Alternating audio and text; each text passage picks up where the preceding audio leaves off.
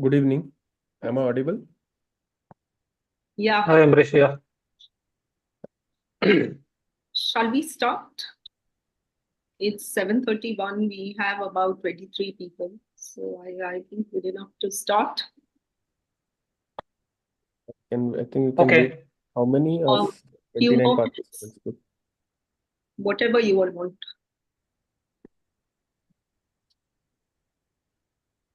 Okay. We start in 2 more minutes. No problem. Done. Yep.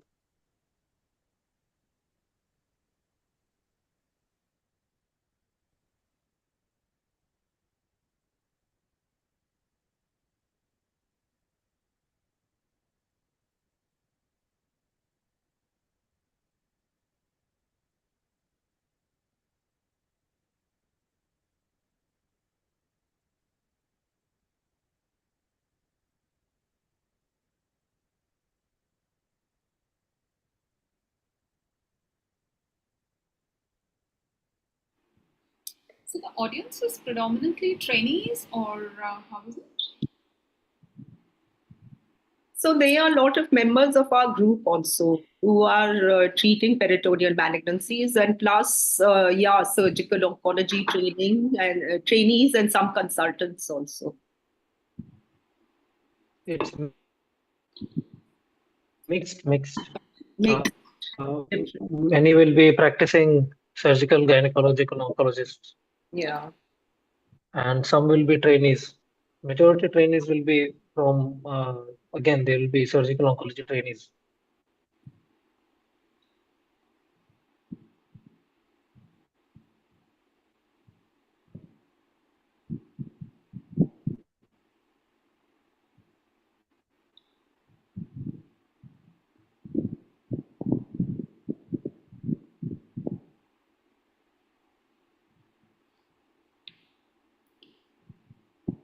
But today's list, majority appear to be trainees actually. Maybe 60% are trainees. I think, these are two very important papers for us because the one on colorectal PM, for the first time, it challenged that belief that all patients needed to be treated with systemic chemotherapy. So it's a meta-analysis that says there's no role still. So it's good to have some perspective. For HIPIC, we know that more or less it's one study that influenced the outcomes, but we'll still have your opinion on it. Yeah.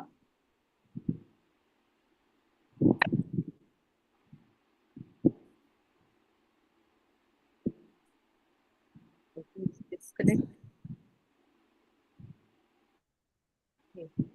I think we should start now. It's 7:35. Okay.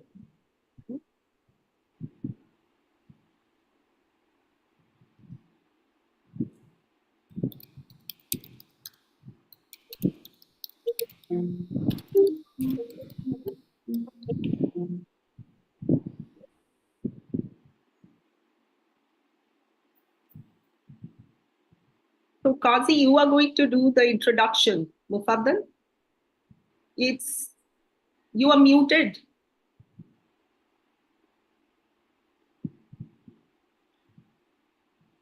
You're muted.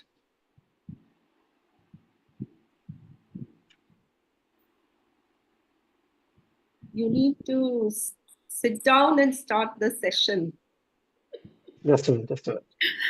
He's probably still Some in. problems with my laptop. No, I'm done. I'm done. Okay, I think we can start. We'll start. Yeah. Are we on?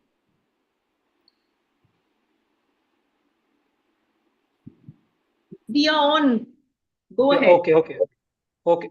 Good evening, everyone, and welcome to another series of webinars that we are conducting on critically evaluating literature in peritoneal surface malignancies. And today we'll be talking about systematic reviews and meta-analysis, a relatively less understood topic of or a type of research and how it fits into the levels of evidence. We know that majority of them may be level 1A evidence, but two are all systematic reviews and meta-analysis. That level of evidence we will try to find out. So today, to do justice to the topic, we have Dr. Priya Ranganathan, who is an expert statistician herself, an avid teacher, and besides that, she is a professor of anesthesia and critical care at the Tata Memorial Hospital. So she'll be talking about the basics of systematic reviews, meta-analysis, some theory behind it, following which my good friend Dr. Amrish Chatterjee, who is a consultant surgical oncologist at Apollo Hospital, Nasik, will be discussing two relatively recent systematic reviews and meta-analysis, one on ovarian cancer and one on colorectal peritoneal metastasis. And after each of his discussion, we will have inputs from Dr. Priya again about the methodology, the critical appraisal, and where this review stands in terms of level of evidence. And then after every paper, we will probably open the floor for discussions and questions, if any. So let's begin the session. Dr. Priya, you may begin with your talk, please. Thank you.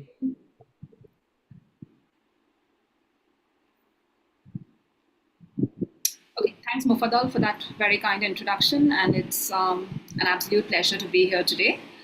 So for the first 15 minutes or so, we'll just briefly go over what is a systematic review and meta-analysis.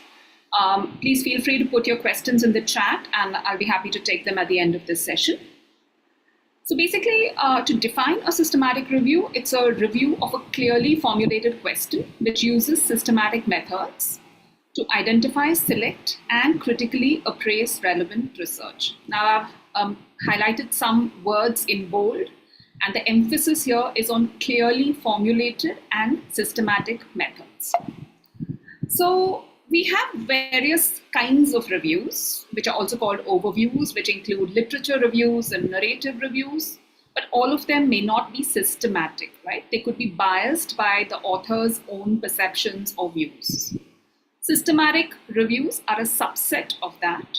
And then when you combine the results of the studies in a systematic review, it becomes a meta-analysis. So basically, a meta-analysis is a statistical analysis which combines or integrates the results of various different studies.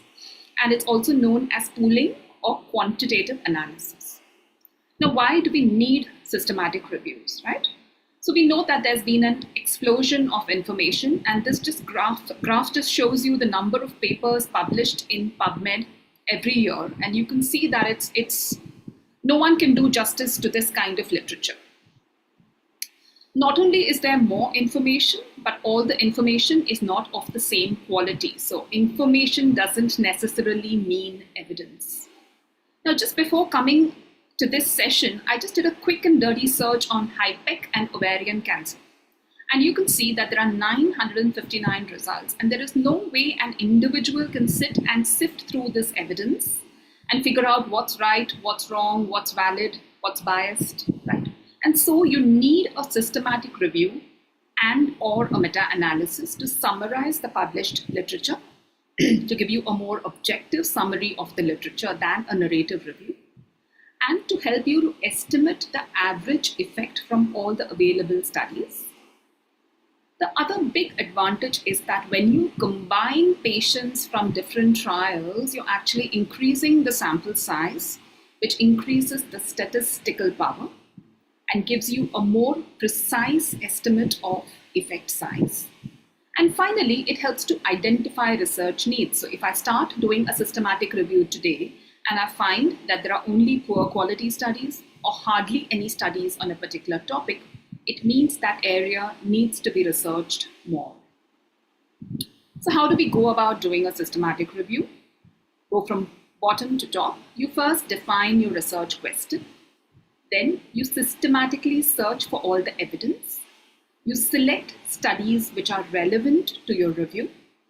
You extract the characteristics from that study, for example, sex or age or dose, okay? Then you assess the study quality. A systematic review stops here, but if you're planning to do a meta-analysis and you're able to do a meta-analysis, you will go one step further and combine the results of these studies statistically to give you a meta-analysis.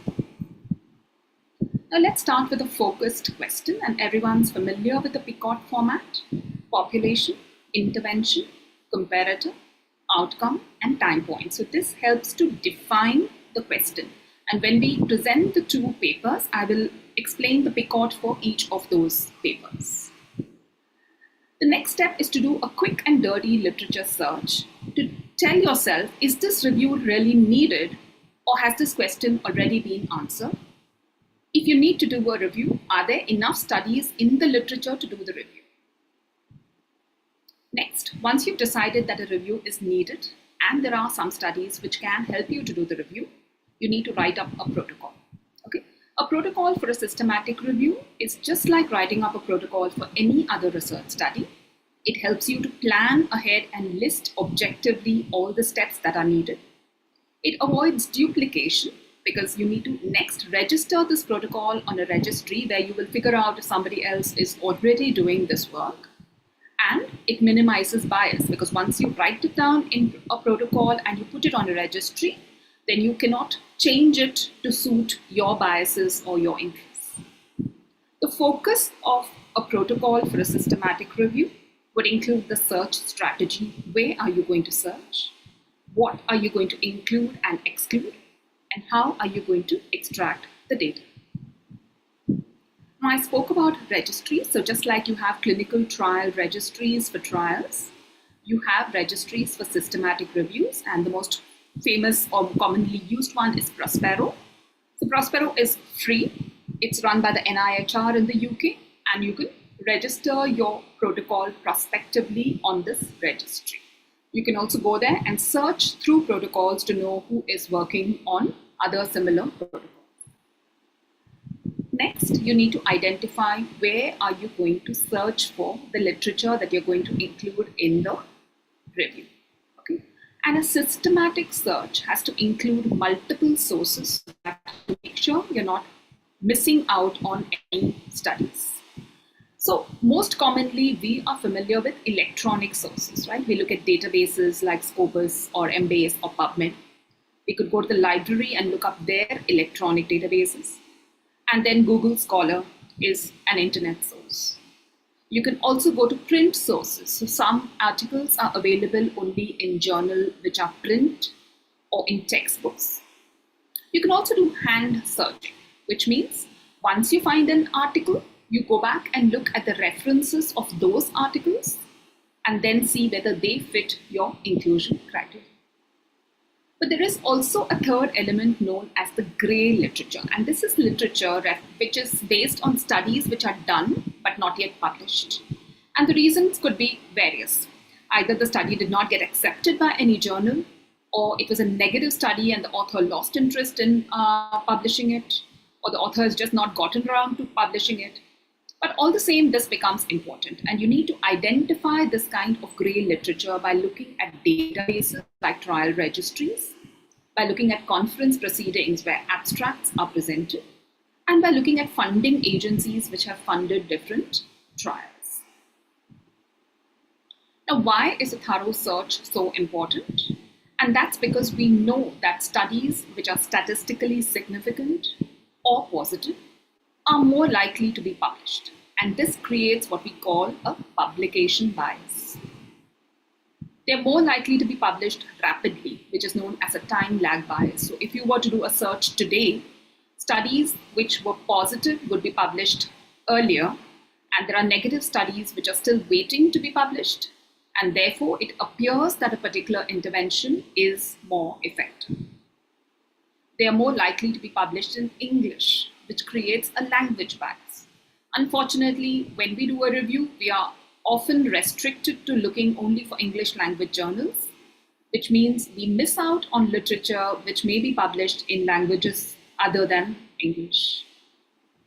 And lastly, some of these large studies which are so-called high impact are published multiple times, creating what we call a multiple publication bias, and are also more likely to be cited, creating a citation bias, because wherever you look, the same study keeps popping up.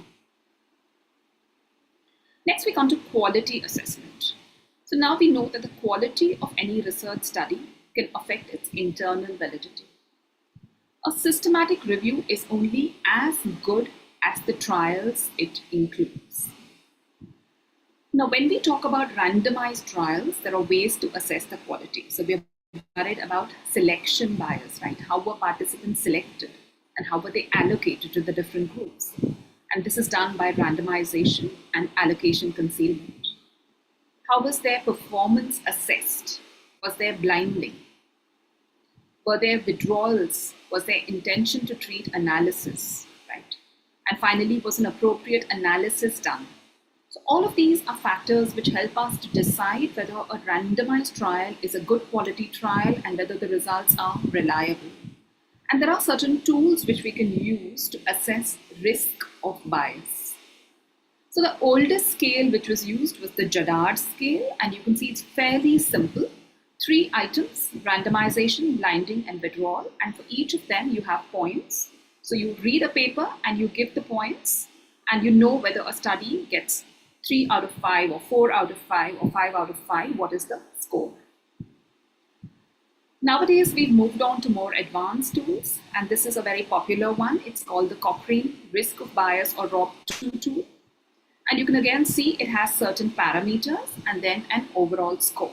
And for each parameter, this is an example of another systematic review. For each parameter, you can highlight it as low risk, meaning no risk of bias, high risk of bias, or you have some concerns and you're not sure about the bias.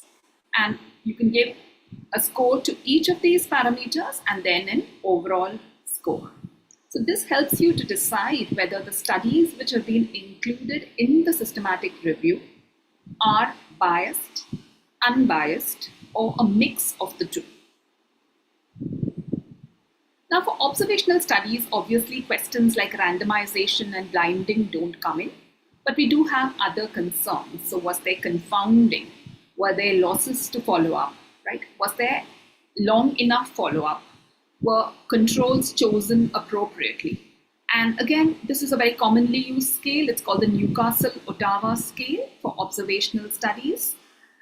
But what the study we're going to refer to later has used is this scale called Miners, which is again for non-randomized studies. And they have criteria for a non-comparative study and then additional criteria for a comparative study.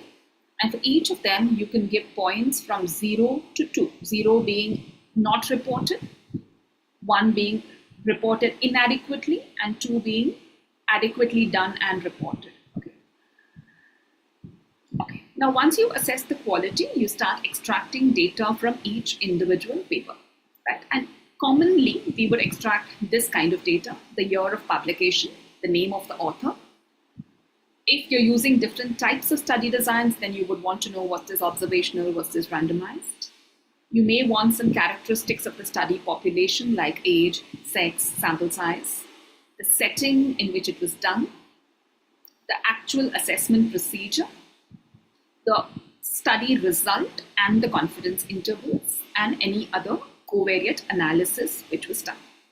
Now, studies should specify who is going to do the extraction. Is it 1 person, 2 people, more than 2 people? Are they going to do it independently? Are they going to use a standard proforma? And what happens if there's a discrepancy between 2 people, right? Are they going to resolve it using a 3rd person or just by mutual discussion? So all this needs to be specified in the protocol. So typically, this is what the results of a systematic review would look like.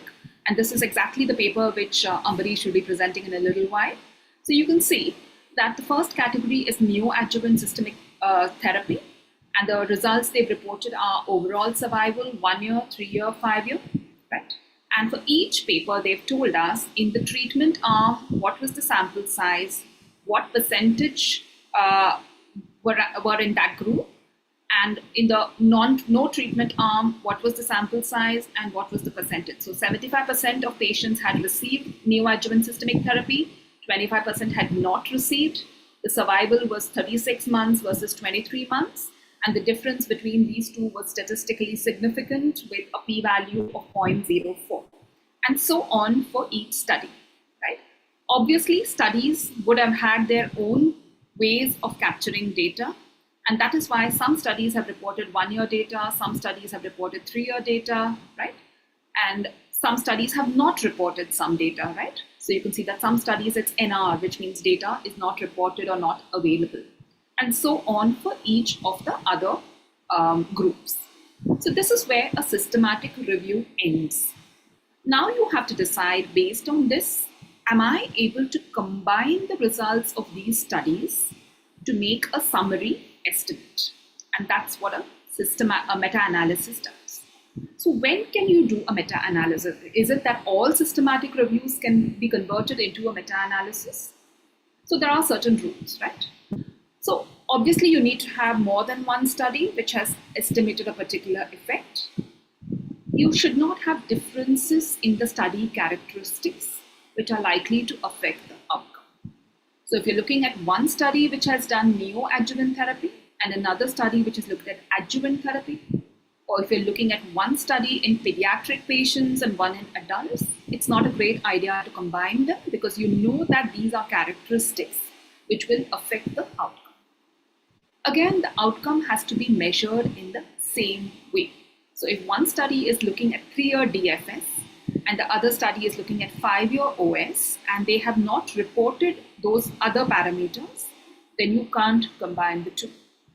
And the last one is complete data needs to be available. Now the principles of meta-analysis are: patients in one trial are never directly compared with patients in another trial. So it's not like I take 3 trials and I combine all the patients in the control arm and combine all the patients in the intervention arm and then compare them with each other. Okay? Each trial continues to be analyzed separately, and you get a summary statistic, that is an odds ratio or a relative risk, right, or a weighted mean difference for each study. But then each study is given a certain amount of weightage, and the study results are added together to give you the final meta-analysis. Okay? When I say weighted average, what I mean is the results of some of the studies in a systematic review will make a greater contribution to the final meta-analysis result. And we give more weightage to studies which give us more information. So typically larger studies with a higher event rate will get more weightage. Now we spoke about the summary statistic, and at this point you need to know that usually outcomes for dichotomous data, when I say dichotomous, I mean binary, yes, no, dead, alive, progressed, did not progress. So these are all binary outcomes. For these, summary statistics are reported as either a relative risk or an odds ratio or a risk difference. Whereas for continuous data, right, I'm looking at, survival in months, okay, or blood pressure or blood glucose. So here I'm going to talk about mean, and I will report the difference between means or medians. So this is called a forest plot, and it's the most important part of a meta-analysis. And let's just go over it in detail. It's called a forest plot because it looks like a forest of lines, right? Let's start on the left over here. So usually they'll put the outcome that is being studied. This particular graph is representing 5-year OS. You can see that the next graph is representing 5-year DFS. This is the study ID, right? Now, so usually studies will be listed as the last name of the first author and the year of publication. And then if you have 2 authors with the same name or the same author has published multiple times, you may want to add another describing feature. These are the groups that are being compared. There's a treatment group and a control group. And in each group, they've told you how many out of the total number had the outcome. Okay. So the 5-year overall survival was 16 out of 34 over here, and 29 out of 43 in this group. These are the individual study results. And for each study, you have a risk ratio with confidence intervals for that risk ratio. This graph represents the same thing in a graphic manner. So this dot represents the risk ratio, and this line tells you the confidence interval. This is the line of no difference. a risk ratio or an odds ratio or a hazard ratio, you know that if the confidence intervals cross 1, there is no difference between the treatment and the control, right? So in these two studies, it appears that there was no difference between the control and the treatment, whereas in the third study, the confidence interval did not cross 1, and it appears that the treatment is beneficial. And you can see that in these numbers also over here. The risk ratio is 0.8, the risk ratio for death, and the confidence intervals are 0.67 to 0.96. Now, each of these studies is given a bit of weightage when they're put into a meta-analysis. And obviously, these are smaller studies. This is a larger study. These have less number of events. This has more number of events. And so, these two studies get less weightage, whereas this study gets greater weightage. You can see the weightage given to each of these is 12%, 17%, but this gets 69%. Now you can ask me, how is this weightage given? And I'm just going to come to that. So the total of these three is added up to 100%, and these are averaged using this method to give you the final pooled risk ratio, with a pooled diamond representing the overall result. The center of this diamond is 0.77, and the two limbs tell us the confidence intervals on either side. Now, it appears from this particular graph that overall, HIPEC is beneficial because the diamond is not touching the line of unity. And you can see that here, the confidence intervals are not crossing unity. But when Ambarish presents the paper, we will know more about this. There is a DL written over here next to overall, and that just represents the model which was used to give weightage. It stands for D'Arcemonian and Laird, but you don't have to get into that. Okay. Now we said that if there are differences between studies, we cannot combine them into a meta-analysis. And this is what we call heterogeneity. Heterogeneity means there are differences between the results of the studies, which is more than can be just explained by chance, right? And why would this occur? So the first thing is clinical heterogeneity. So were studies done in different locations? Were some done in high resource settings, some in low resource settings? Were some done in tertiary care centers, others in urban health center or something? Next is the participants. So are the participants similar in age, sex, diagnosis stage, right, performance status? So those could affect the results. The third is the dose or the intensity of the intervention. So were similar agents being used? Were similar doses being used? And finally, the outcomes. So were outcomes defined similarly? Were they being measured at the same time point using the same kind of scale?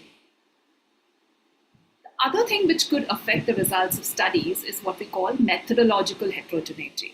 And this means there are differences between studies in the way they are designed or in their quality. Right?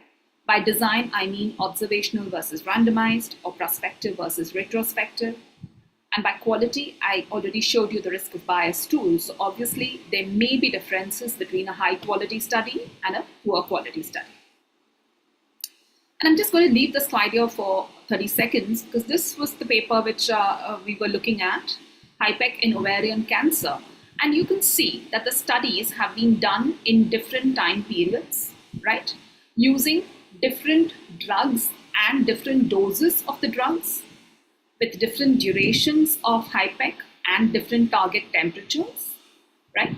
The standard chemotherapy was also different, and the duration of follow-up also differs. So now, do you think these studies should be combined into a meta-analysis?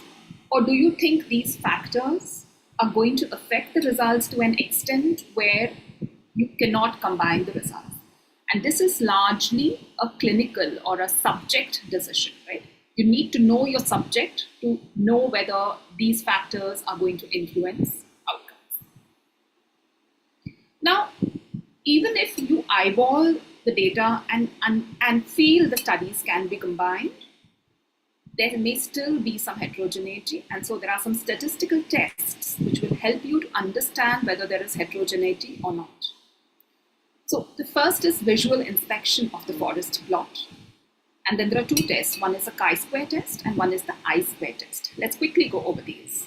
So this is a forest plot which shows all three individual studies having similar results, all on the same side of unity, right? Meaning that the results are more or less similar and any differences are more likely due to just the size of the study. In contrast, look at this one. This was not an onco paper, but just look at it. Individual study results are all over the place on either side of one, varying confidence intervals. So obviously there is something going on over here, right?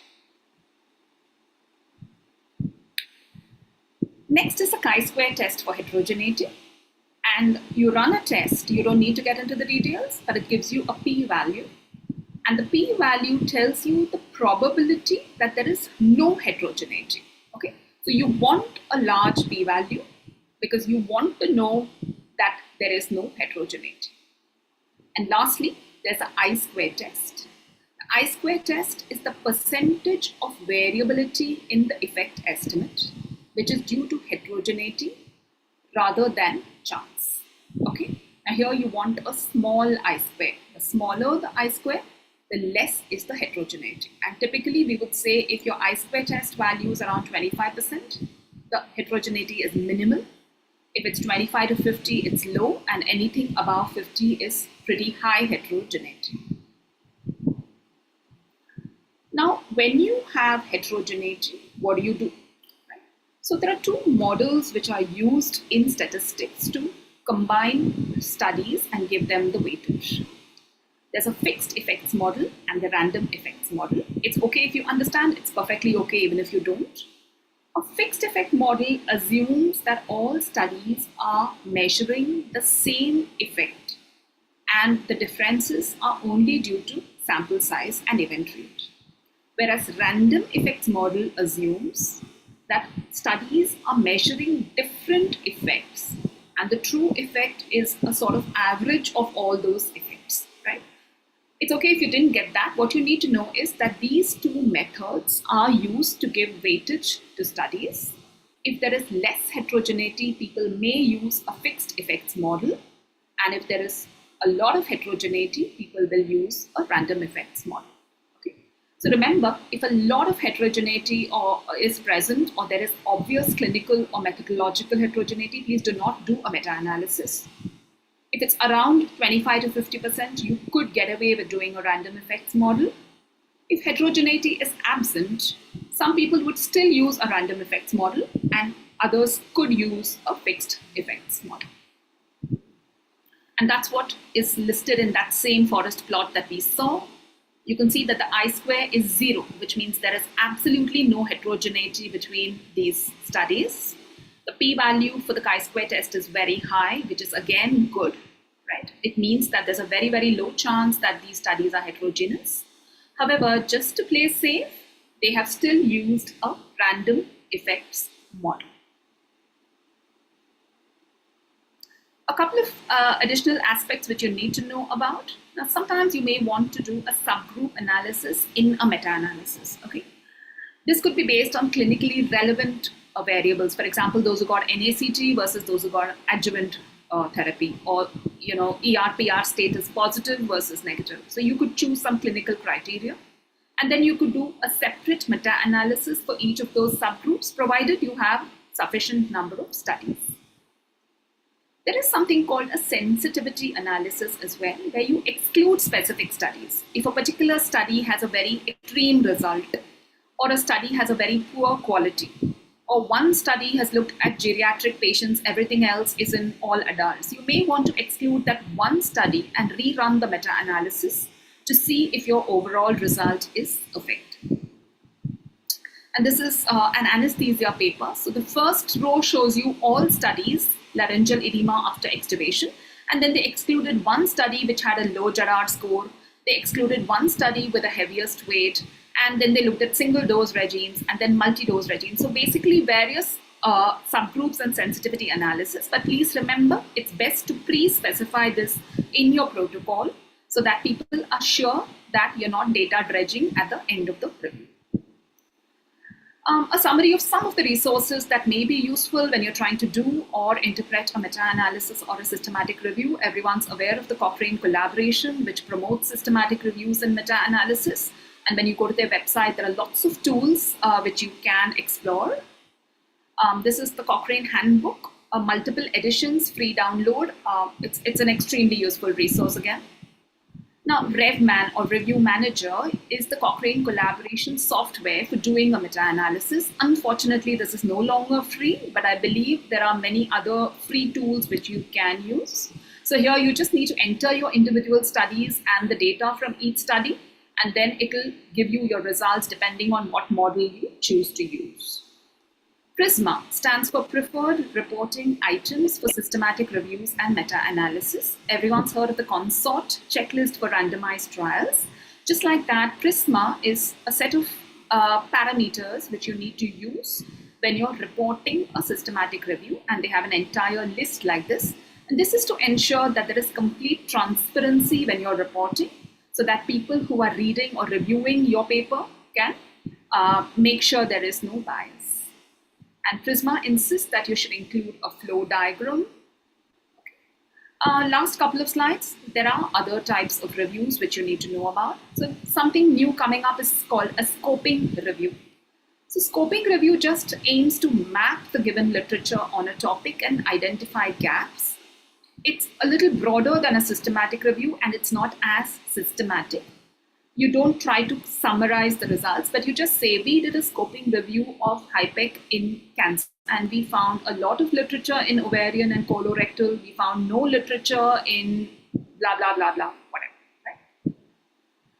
Now, if you want to do a really good meta-analysis, you need to do something called a meta-analysis of individual patient data. So as I said, in traditional meta-analysis, we are looking at the published literature, what the author has published or provided in a conference abstract, and we are taking the results from those papers.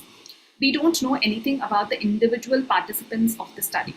But in an IPD meta-analysis, you will actually write to each author or researcher, gather the raw data, and reanalyze the data. Now, again, you're not going to combine data between studies, but you are going to rerun the analysis for each study just to confirm that what they have done and reported is correct.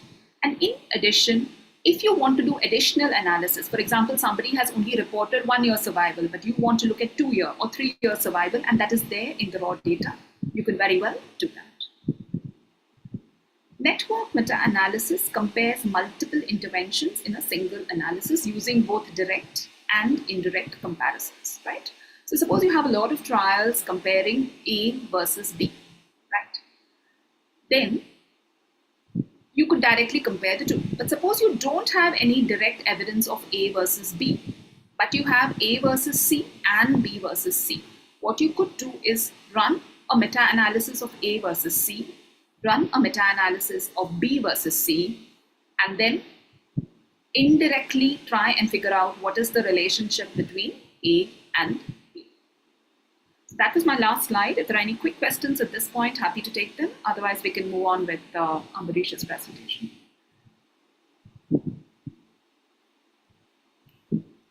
Thank you, madam. That was amazing. It was an amazing detailed overview of what systematic reviews and meta-analysis are. I hope everybody listening to you has understood the difference between narrative reviews, systematic reviews, and a meta-analysis. And basically, hopefully they have understood that the unit of study in a systematic review and meta-analysis are not individuals, but are studies, and the data that is extracted are not individual patient data, but are summary statistics. I think we'll go on to the representative study that Ambarish will present, and then we can come back to the questions as well as some of the discussions that may be pending. Thank you, Mufaddal. Thank you, madam, for that wonderful presentation. It was really inciting, and I think you have covered the statistical parts also, more the articles that we're about to discuss. Anyway, I have made short presentation of the articles for our viewers. So is my slide visible? Yeah, make it full screen. Just a minute. Is it okay now? Yeah, better. Thanks.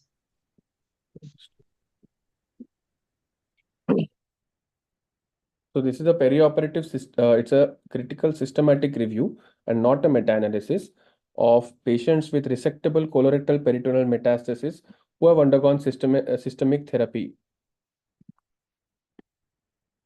So patients with a short introduction in the patients with colorectal peritoneal metastasis have improved the outcomes in view of because of chemotherapy, targeted agents, and aggressive surgery.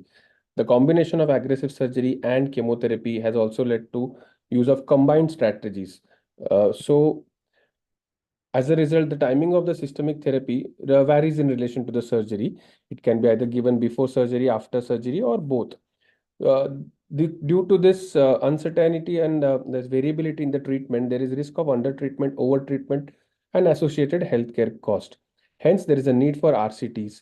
However, in the absence of RCTs, the study has evaluated uh, the available literature. So the objective of the study, which was conducted in 2017, is to do a systematic review of the evidence regarding the influence of preoperative systemic therapy on overall survival and postoperative uh, complications in patients who have undergone CRS and IPEC. So I just need to, there's a typographical error. It is perioperative chemotherapy. So this is, as Madam has said, this study follows the PRISMA statement, and the authors have independently assessed and collected data. So for the eligibility of this of the systematic review, they have taken patients who have colorectal cancer peritoneal metastasis who have undergone surgery with an intraperitoneal chemotherapy, and there is available data for neoadjuvant, adjuvant, or operative chemotherapy, perioperative, sorry. And there is data regarding the overall survival and complications. So the authors have searched through PubMed, Cochrane, and Medline databases. All the publications that were available with abstracts, they were later screened as for the full art text, and the references in the text were also screened. So they collected data from how the number of study design, what kind of design, the number of patients, year of patients, inclusion criteria, surgical procedure, measurement of extent, completeness of cytoreduction, intraperitoneal chemotherapy, the number of patients who have received NACT, outcomes, overall survival, and the complications. So the timing of chemotherapy, so the authors have divided it to neoadjuvant, adjuvant, and perioperative when it is not mentioned whether it's adjuvant or neoadjuvant. So this is what Madam explained in short at how the risk of bias of individual studies was evaluated. Summary measures. So the survival was expressed in terms of overall survival, 3 years and 5 years, and each survival was compared using log rank test, multivariate Cox regression analysis expressed as hazard ratios, and 95% confidence interval. Similarly, the postoperative complications were compared using chi-square test, and again logistic regression analysis using odds ratio and 95% confidence interval. So because of the large heterogeneity in outcome, included patients, and no meta-analysis was performed because of the heterogeneity in the data. So this is the result, a flow chart of how the data was extracted out of 2091 abstracts. Finally, the author had 45 potential eligible studies that reported the influence of the chemotherapy on survival. However, they had to exclude 34 studies and only include 11. So this is the reason which the authors have said that each of these 34 studies were why were they excluded, mainly due to non-availability of details of the systemic therapy. Study characteristics. So again, this is a very big table with all 11 patients, 11 studies with each individual patient study characteristics. So I have just then shortened and included and made it such that for our ease of understanding, that the patients, about total 1,708 patients were included. All the patients included underwent CRS and with intraperitoneal chemotherapy for proven synchronous or metachronous without having unresectable systemic disease. This has the table which was this table 1, which had the patients who had undergone all included in the study, had lot of heterogeneity in terms of inclusion periods, additional inclusion criterias, the extent of peritoneal metastasis, the cytoreductions, the methodology, the intraperitoneal chemotherapy timings, drug dosage, and technique. So the author said that the methodology quality of the individual study was low. However, going ahead, this table describes the outcomes of patients who have undergone neoadjuvant systemic therapy, adjuvant systemic therapy. The third row, that is the C state, shows the perioperative systemic therapy, and last shows neoadjuvant systemic therapy with relation to the complications. So the authors concluded that 3 studies revealed an improved overall survival after neoadjuvant therapy. 1 study did not show any difference, and 2 studies showed improved overall survival with addition of bevacizumab. For adjuvant therapy, in the B section, the second row, the authors concluded that none of the studies demonstrated improved overall survival after adjuvant systemic therapy. Regarding perioperative systemic therapy, there has been no clear-cut supportive evidence for improving overall survival. However, that 1 study showed improved in overall survival with modern, as in combination of chemotherapy drugs and targeted agents compared to single agent chemotherapy. Regarding post-operative complications, the authors found that the neoadjuvant systemic therapy had increased the complications grade 3 and 4, either Clavin-Dindo or CTCAE criteria, when only bevacizumab was included in the systemic neoadjuvant therapy. So I now give Madam. Hello. Yeah, Amrish. Yeah, madam. So now I wanted you to please explain, as because since you've already done specific points, as in how the systematic review, what can be as a take-home message, and how in brief points how we can analyze this. I think that one Right. table only is mentions all the findings. So if you could just explain this. Yeah, just 1 second. Let me just go to full screen and. Okay, so when you analyze any paper, you need to look at 3 things. Okay, this is not just about systematic reviews, any research paper. Are the results valid? If they're valid, what are the results? And can I apply these results to my patient care? Okay, I'm going to quickly run through this particular paper, right? So when you talk about valid results in a systematic review, these are some of the things that you want to look at. Was the research question clearly stated? And was it a heterogeneous group, in the sense, did the question make sense? Second, was there any bias in selection, right? So did they have a search strategy? Did they have a flow chart showing who was included and excluded? What was the quality of the studies? Was it assessed using a standard scale, and was the quality acceptable? And finally, how was data extracted? So was it independent raters, standard pro forma? How were discrepancies handled? Right? Let's quickly go through. So this is the study question, right? Now, I'm not an expert here. I want you to think for yourself. When we talk about perioperative systemic therapy, is that a very broad group?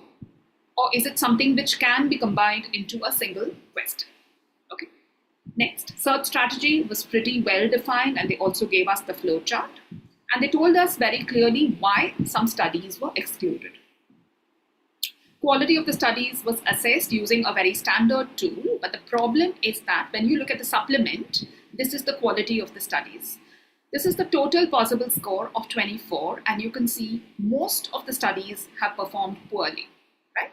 So it appears that almost all the studies in this review were of very poor quality. Data extraction, very standard, to assessor, standard pro forma, and agreements by consensus, so that's fair.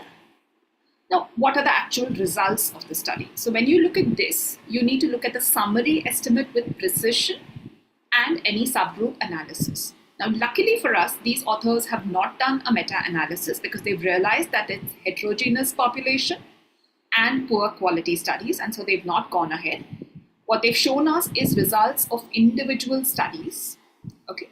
Now, this doesn't really need much interpretation because each of the studies is quite different.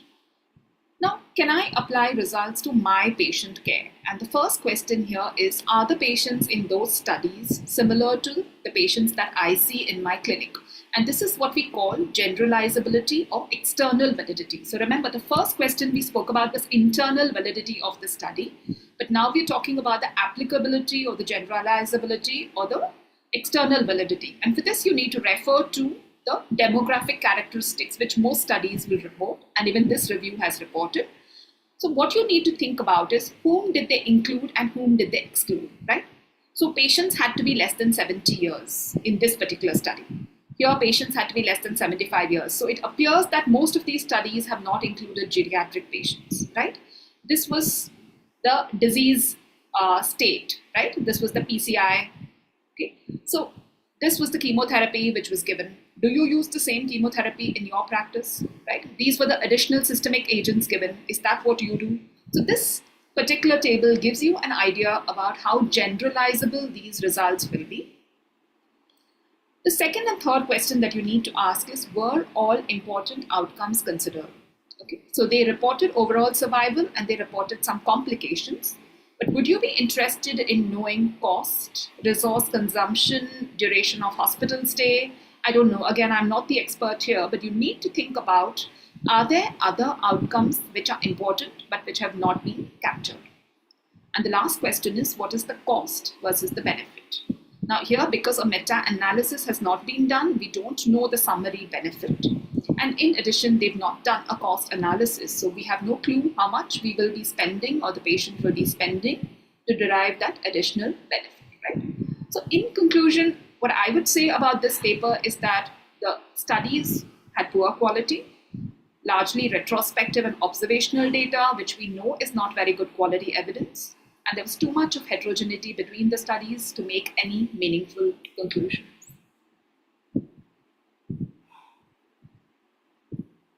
Okay, I think it was a great example of when meta-analysis should not be done.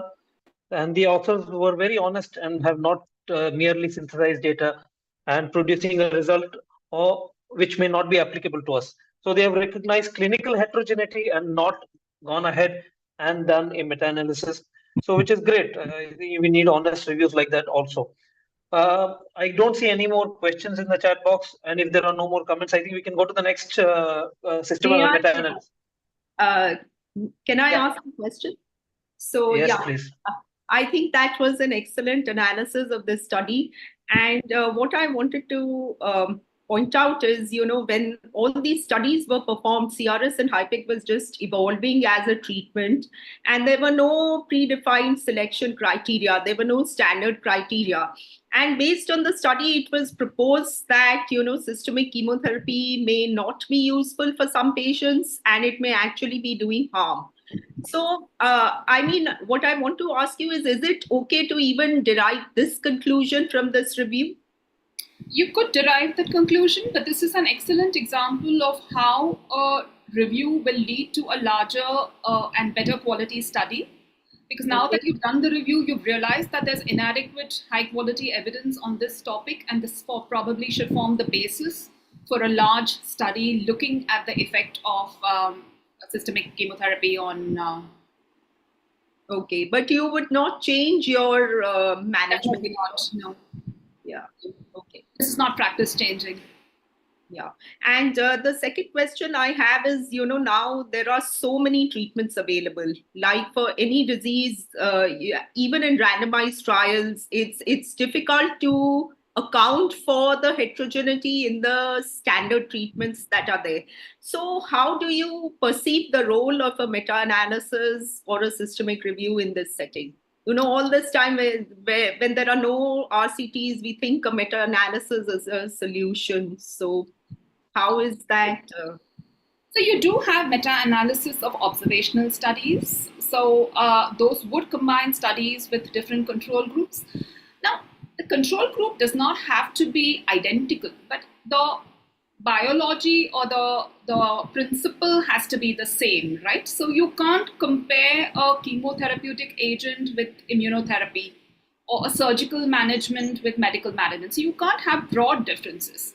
But if you were to compare patients who had received various types of platinum agents or chemotherapy agents which you think are acting in a similar manner and which are not expected to differ too much in their effects, then you should be okay to go ahead and do a meta-analysis and probably pre-specify a subgroup analysis to say that you would look at each of those as subgroups.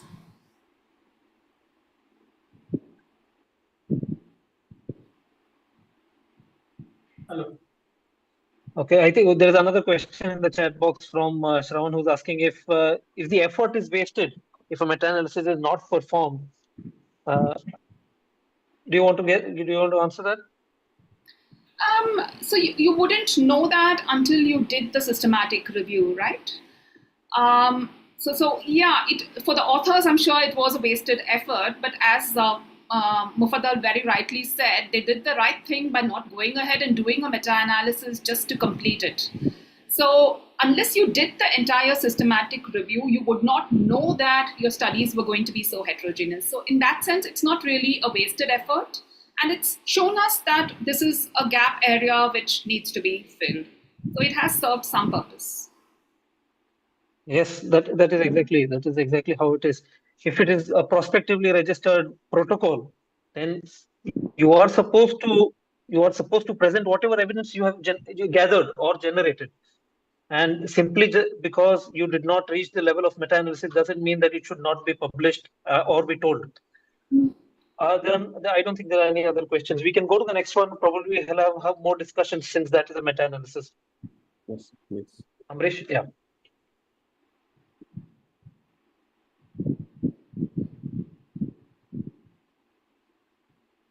So, is this visible? The screen visible? Yes. Okay. So this is a systematic review and a meta-analysis of HIPEC for the management of primary advanced and recurrent ovarian cancers conducted in 2022. So again, as a part of introduction, I'll just skip it quickly. For primary stage 3 ovarian cancer, surgery, radical reduction of the tumor, which constitutes CRS, has established a role. And in 2021, following a number of articles, it was suggested that intraperitoneal chemotherapy could be an option for those whose tumors which are optimally debulked, and complete cytoreduction still remains a cornerstone. Sorry.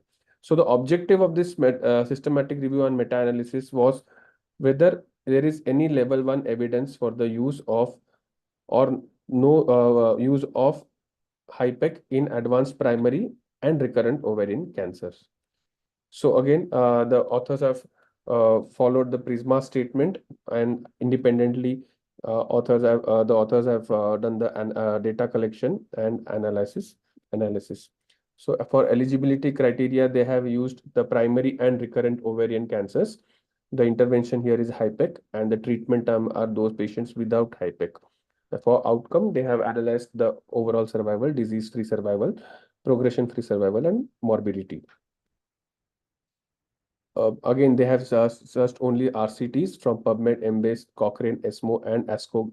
ESMO and ASCO abstracts have also been included.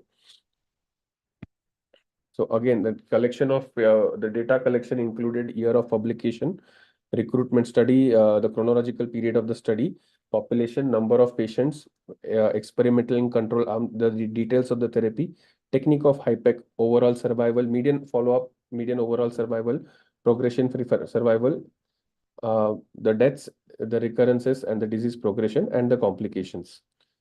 So this part, statistical analysis risk of bias. Madam, I would like you to cover this part. I have intentionally left it blank because honestly, it was kind of overwhelming for me to also to include it in this slide. Hello? Hello? You can see this, right? Yeah, ma'am, there are two, three more slides. Can I just finish it off in just a minute? Oh, sorry. I thought you wanted me to start. No, no, My I bad. intentionally just kept it blank. Just a Sorry, minute. please go Yeah, ahead. no.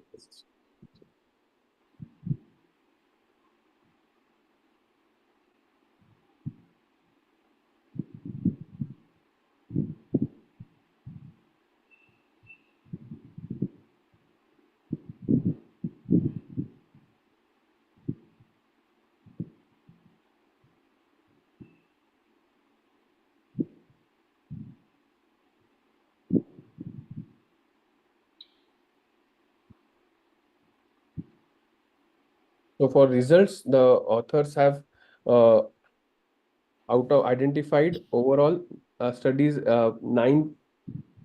six articles, out of which four are for primary ovarian cancers and two were for recurrent diseases.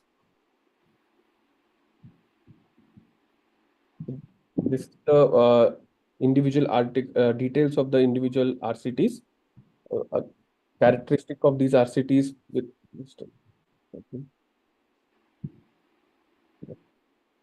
So this is a characteristic of each RCTs. If you note that the number of these all randomized control trials have done after 2007 onwards, and the number of patients in each group is in the range of 30 to 50. Only the in the one which was done by Vandrel has a number of more than 100.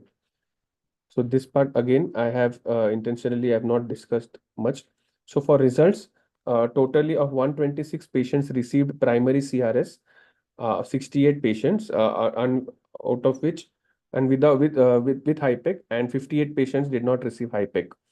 So the author said in high for primary ovarian cancers, those who underwent HIPEC following NACT had improved 5-year overall survival compared to those who did not receive HIPEC. This survival benefit was not evident for those who underwent upfront CRS HIPEC without NACT. So again, this is a forest plot which the madam will explain again. As a part, I have not intentionally kept. So secondary outcome, the time point of analysis. So the authors have analyzed the survival benefit of 1 year, 3 years, 5 years. So they concluded that the benefit of HIPEC among patients who received NACT was significantly better from second year with a reduction of 36% risk reduction of death.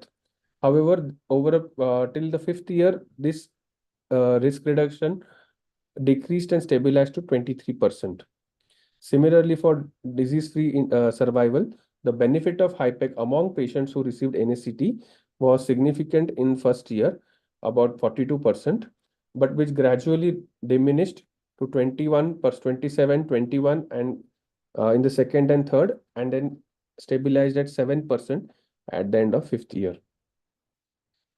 The hazard ratio for DFS in primary advanced ovarian cancers following NACT was 0.6, and those patients who underwent direct upfront CRS, no significant impact on overall survival or disease-free survival could be documented. So secondary outcome, this is this is a table, the summary of which I have presented before. If you see the 1 year in the first uh, paragraph, they have mentioned it is the risk reduction in OS in the first and followed by risk reduction in DFS.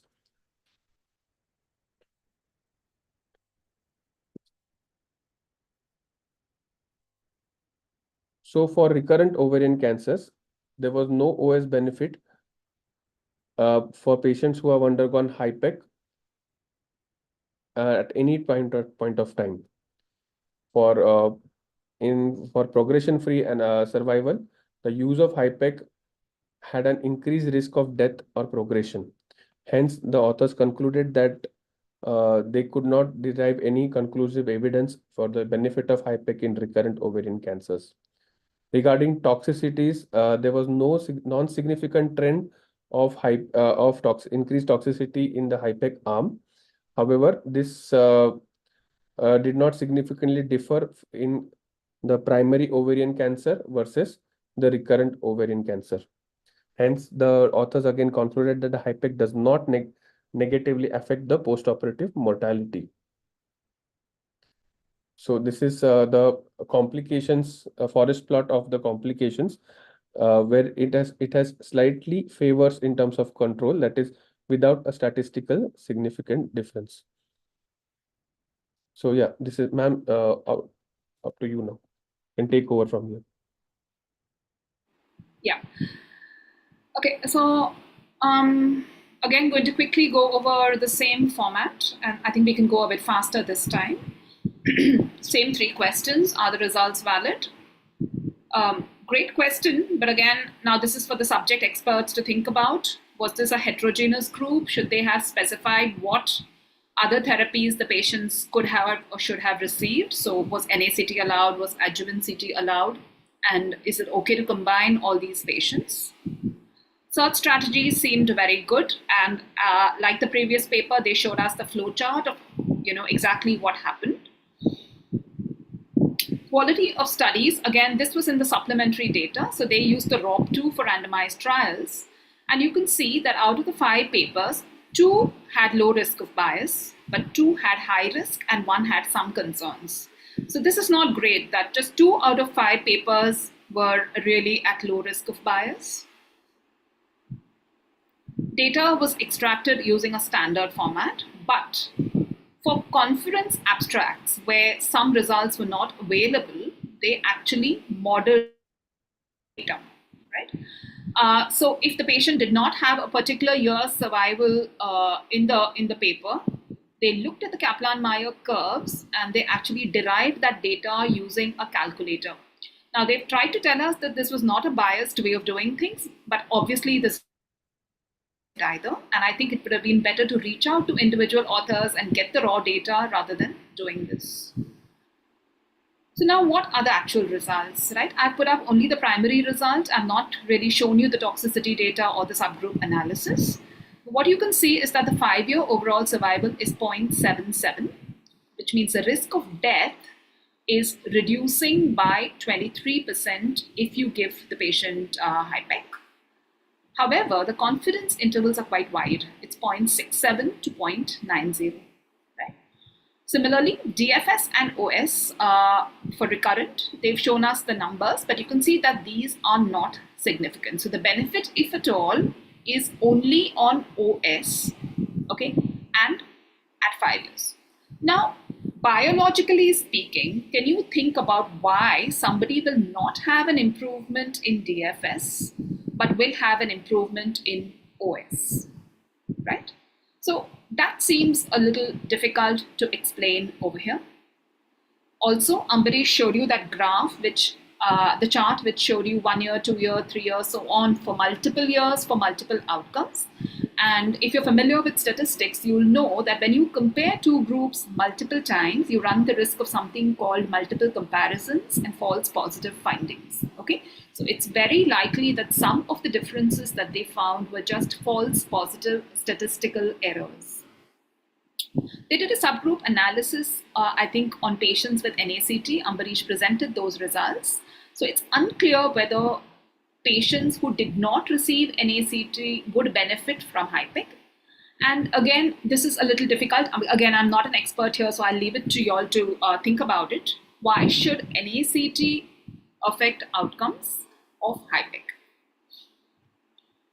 Can I apply the results to my patient care? Now, this systematic review gave us a chart But you can see that individual patient details are not there. So what was the actual inclusion criteria in each of the studies? So you probably need to go back and look it up to see whether the patients in those studies resembled the patients that you treat. Can I apply the results to my patient care? So again, need to think about whether all patient outcomes were considered. They reported some of them, but they didn't really report cost or resource consumption. And obviously, HIPEC is expensive. So if you're going to look at a cost-benefit ratio, then you need to have more details on what was the benefit, is there benefit, what was the benefit, and what would the additional cost be to patients to derive that benefit.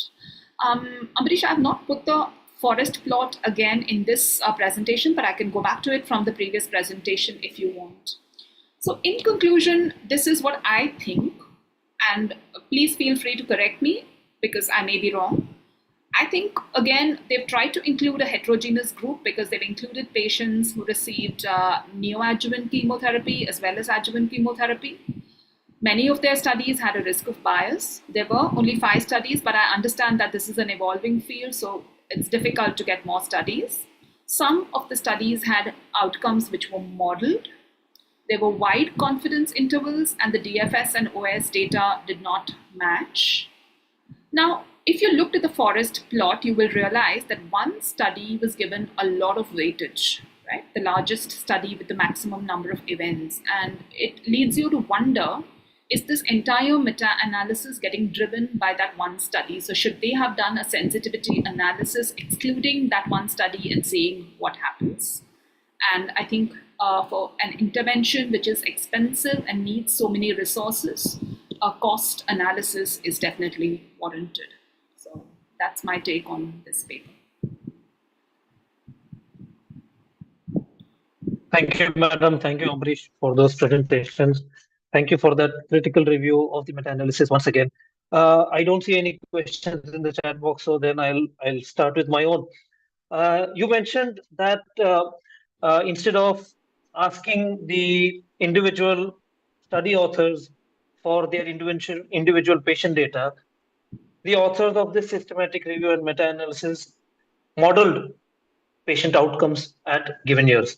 But as of today, majority of the individual patient data meta-analysis are through web plot digitizers.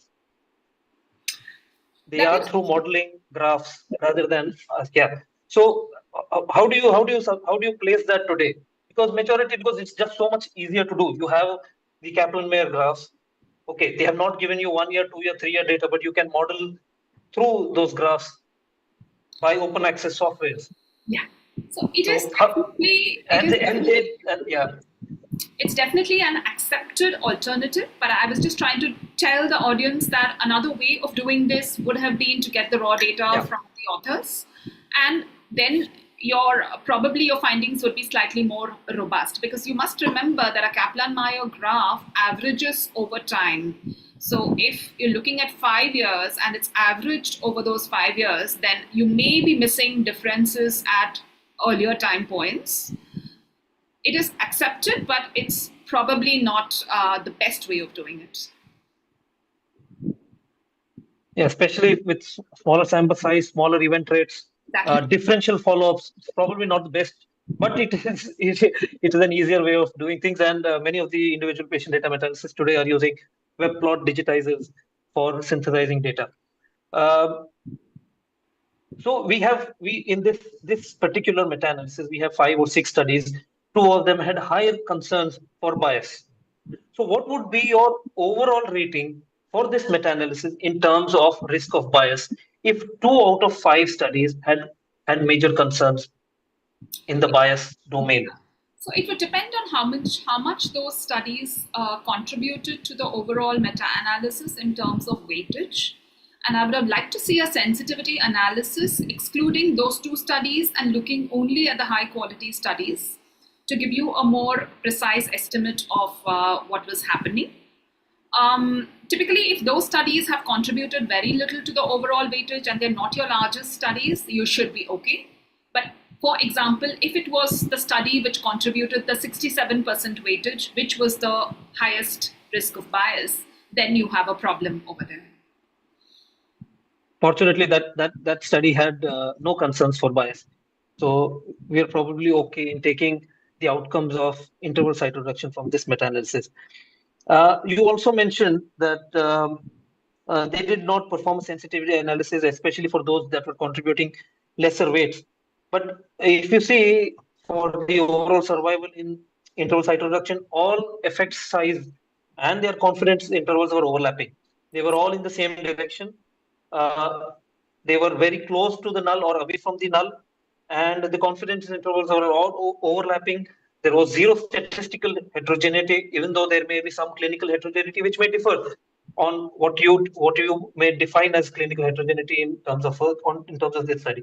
So, question is whether you really need to do a sensitivity analysis for this particular scenario where all studies are giving results in the same direction. So you don't need to, except for the ones which had a poor quality. That is just a suggestion that they could have done Yes. that to make it a little more robust. Okay. Dr. Deepthi Mishra is asking whether the tools used to decide biases are freely available. No, it is all of them are all freely available, both for randomized trials, for non-randomized trials. The ROB2, the Robbins I, the minors, all of them are freely available. And there are multiple. Shravan is asked. Yes. I've just shown you Yes. a couple of examples, but there are so many of them. So Yes, all of them. Actually, a majority of the tools used for systematic reviews are all freely available. Excluding a large study, Shravan is asking, excluding a large study which would possibly drive the result of the study. No, that's not what you do. So the one which has the highest weightage is not something that you would exclude. You would exclude. So, like Matt said, why do you do a risk of bias assessment? Is because you identify studies which are probably at the highest risk of bias, and if you can exclude those results and see if the overall summary estimate is changing or not, is the reason you do it. just to add to that, actually, Shravan's not wrong. There are some meta-analysis where if a particular study has driven the whole meta-analysis, has got 70 or 75% weightage, and if that study result is a bit different from the other studies, then you may want to exclude that one study just to see what's summarizing the remaining studies. Yep. Okay, so it depends on. So there are no rules for sensitivity analysis. You can make them up as you go along. You can discuss with your statistician. But just remember, if there's one large study showing a particular result and there are several small studies showing a slightly different result, then you don't want the results of the smaller studies to be completely overshadowed by this large study. And in that case, you should be okay to do a sensitivity analysis, excluding the largest study which got the maximum weightage. Great. Okay. Dr. Shivani is asking how to do a sensitivity analysis. So a sensitivity analysis just means you leave out that one study and rerun your meta-analysis by reassigning weightages to the remaining studies. So suppose initially a large study got 75% and some smaller studies got 10% each. When you take out the large study, the smaller studies will now get 25 or 30% each, and you will get a fresh risk ratio or hazard ratio with fresh confidence intervals, right? So it is just telling you in what direction do the results move when a particular study is taken out. And if the results change drastically, then you know that your large study is the one which is driving the results. Now, you'll need a lot of clinical expertise here to figure out whether the results moving in different directions make sense to you, and whether you should be interpreting them and using them in your results discussion and to change practice. Okay, great. Rahul is asking, how do I use a funnel plot to select studies? Yes, and as I was speaking, I realized that this is one thing that I left out. And that's because most people nowadays don't really report a funnel plot. Okay, so I actually Googled it as I was talking because I realized I had left it out. And let me just see if I can share screen. Okay, right. So what a funnel plot does is this clear? I'm not sure. Okay, you can just It's look. clear. Clear? Okay, you can look at this over here, right? What a funnel plot does is it actually plots effect size over here versus the error of the study.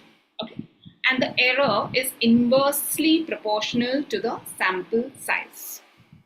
So the larger the study, the smaller will be the error, and the smaller the study, the larger will be the error. Now what this means is, right, if you have enough number of studies on a particular topic, the large studies will have very little error and they will be at the top of the pyramid. And the smaller studies will be at the base of the pyramid, and you should get a complete pyramid like this with large studies and small studies. However, if you leave out some negative studies, right, you will get an incomplete funnel where the large studies which had an impact or a small error were picked up, but the smaller studies get missed out. Okay. Now, in theory, this sounds very good, but in practice, it doesn't always come like this. And sometimes even a complete search strategy will give you an incomplete funnel. This looks like an inverted funnel, right? That's why it's called a funnel plot. And that's why nowadays, most meta-analysis will not really get into this. They will just tell you what their search strategy was, how comprehensive it was, and you should be able to make out from that whether there's a likelihood of a bias or not. Right. So a funnel plot was at least was used for assessment of publication bias, not for selection of studies, and it required at least 10 studies to be present in the synthesis for you to use a funnel plot. So is there any other way of assessing publication bias or publication bias if you have fewer than 10 studies? Not that I'm aware of. I'm sure there must be, but I am not aware of any. Okay. One more question. No, that's okay. That's answered. Okay. I don't see any other questions. What about the grade of evidence after it has been synthesized? We use the grade approach, whether it is high quality, moderate, low, or very low. This meta-analysis also did not conclude using the grade approach. What is your take on that? So grade is okay. So grade basically to make it very, very simple, you have randomized trials and you have observational studies, and we believe that randomized trials are better quality evidence as compared to observational studies. So grade starts by saying that if you have randomized trials, it's very good evidence. And then depending on the quality of those trials or the amount of bias, you can downgrade the level of recommendation. Whereas observational studies, you start as a very low level of recommendation, but depending on how good the observational study was and how low the risk of bias was, you can actually upgrade it. So basically, grade tells you how strong is your recommendation depending on the quality of the included studies. Now, the only problem with grade is that it's not very objective, right? So you may use risk of bias tools and everything, but at the end of it, if you have a number of randomized trials in a meta-analysis, then as Mufaddal asked, how would you grade the overall meta-analysis? Would you grade it as good quality, average quality, poor quality? That becomes a little subjective. So I don't think grade is easy to use, particularly when you're starting out. Having said that, yes, I think both the papers should have included in their discussion a little bit about what grade the overall evidence was. Was it low quality or high quality recommendations? And I think both of them would be pretty low quality, considering that the studies included were fairly biased. Yeah. Okay. What about the summary estimate for time to event outcomes? Hazard ratio or risk ratios? Because if you use them as 1 year or 5 year survival rates, as this study has used, they have used risk ratios or relative risk. What do you think is a better one, or are they the same? I think they are the same. It just depends on whether you're reporting hazard, which means the likelihood of experiencing the event, or you're reporting a median time and the risk of it occurring at that particular time. So hazard, if people understand, it averages out the risk of the particular event over the entire period, study period. Whereas these kind of risks talk about risk at a particular time point. And it would depend on what you consider important. So are you looking at a particular 3-year survival or a 5-year survival? And are you okay with averaging? Now, the assumption that a hazard ratio makes is that the likelihood or the risk of the event in the two arms is similar or proportionate throughout the study period, and many studies do not fulfill the proportional hazards assumption. So there, obviously, hazard ratio does not have any meaning, and you would be better off with this kind of an approach. Great. Any other questions from the panelists, Dr. Aditya, Amberesh? None from my end. So, for the advanced ovarian cancer, they grouping those patients who received NACT and who underwent surgery upfront is sort of principally incorrect. Because if you see the rationale of both the principal investigators of the two trials that were positive for survival, the LIMS trial and Vadriel trial, HIPIC is supposed to be more effective in patients who receive neoadjuvant chemotherapy. So, and my question to you is, so in the LIMB trial, they tried to duplicate the clinical setting wherein you take a patient with advanced ovarian cancer. If the disease is resectable, you do surgery upfront. And if it's unresectable, you give neoadjuvant chemotherapy. And the subgroup that received neoadjuvant chemotherapy had the same overall survival benefit, of 14 months as with the OBPEC trial that had a OS benefit of 12 months. So is it okay to pool just the subgroup of one trial with the entire population of the other? It's a very non-statistical question, but... No, it's not non-statistical, and it's interesting, and I've never seen it being done, honestly. I've never seen the subgroup results of one trial being taken out and compared with the entire group of another trial. So I'll probably need to read up about this. Just thinking on my feet, I don't think it would be correct, because we know that subgroup analysis is always associated with false positive findings. So I'm not quite convinced that it's the right way to go. But Mufaddal, maybe you have some thoughts on this? I want to differ. I don't know if I'm right to differ with you, but I would want to differ because I think doing it the other way, not using subgroup analysis, would be wrong, because then it would be completely heterogeneous, because they had both primary cytoreductions and interval cytoreductions. So yes, if we are doing subgroup analysis within a same study, we know that we need multiple comparisons and correction for that, and there are higher chances of false positive. But here again, we are not looking at whether that individual study was positive in terms of p-values, but we are trying to combine, we are trying to synthesize data. I don't see any reason why that shouldn't be statistically valid, because we are using their summary estimate. We are not looking at their statistical significance. We are not looking at their significance. We are looking only at their summary estimate of the subgroups which are comparable to another subgroup, which are comparable to another trial, the entire cohort of another trial. So I think it is okay. This is a great question, and honestly, I don't know the answer because I've never thought about it or come across it. I need to check with someone who's more familiar with these things. So the next question is, both these trials for the patients who received NACT have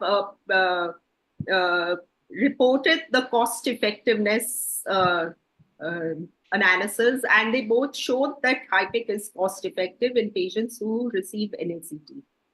So does that, when you talk about cost effectiveness, that's good enough? Or again, in the meta-analysis, how do you...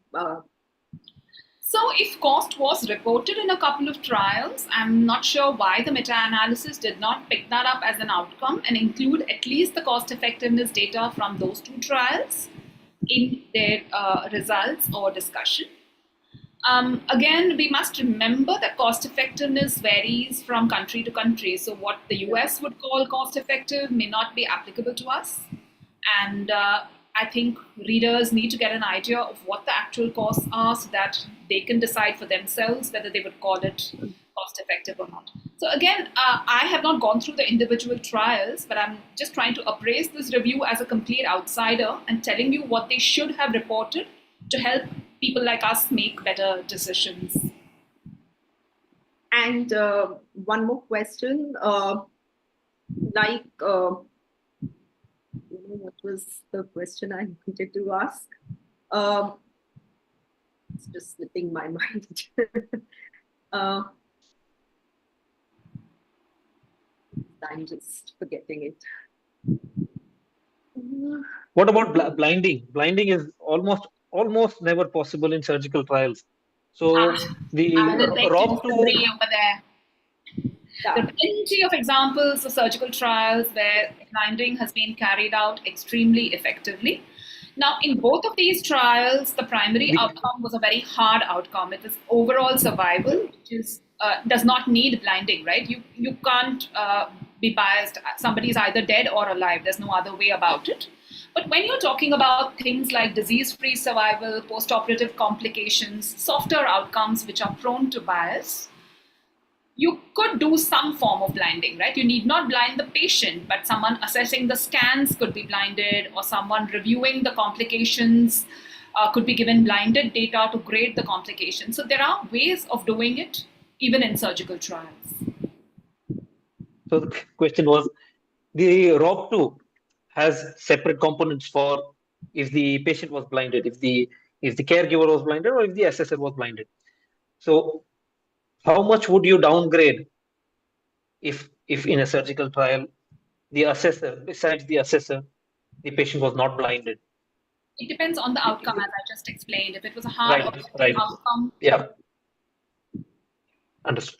So if the ROB tool is used and it says that there is no bias, and there are still a lot of publications, even in the NEJM, harshly criticizing the OBPEC trial, which has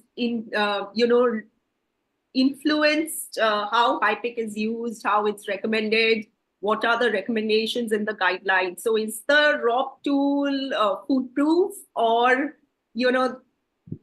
I mean, should we believe those bias? Because some of them are like, I would say they are just accusing the investigators of being biased and, not reporting complications, just randomly saying that they did not report complications correctly.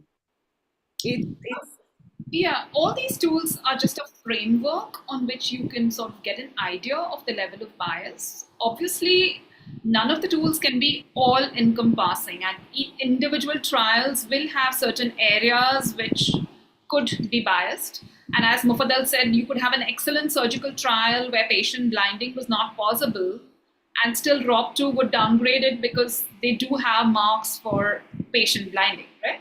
So I'm sorry, I'm not aware of which study you're talking about, but you need to see the basis on which the researcher is being accused of bias, and is there any truth to that? So none of these tools can give you that information.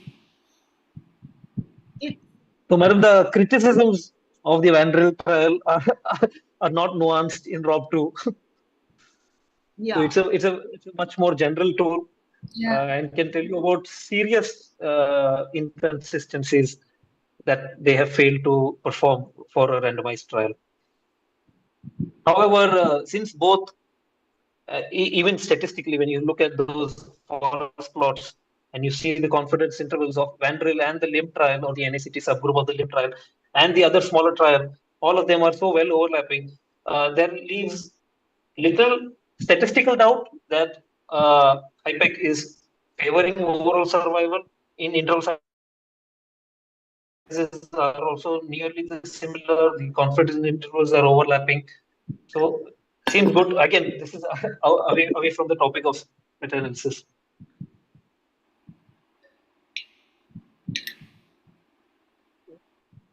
If nothing else, I think we can end this session tonight. Madam, anything else from your side? No. Just wanted to familiarize everybody with, so there's a JAMA user's guide for critical appraisal. It's freely available online. You can download it, and it gives you this framework that you can use for appraising any paper, observational, randomized, diagnostic papers.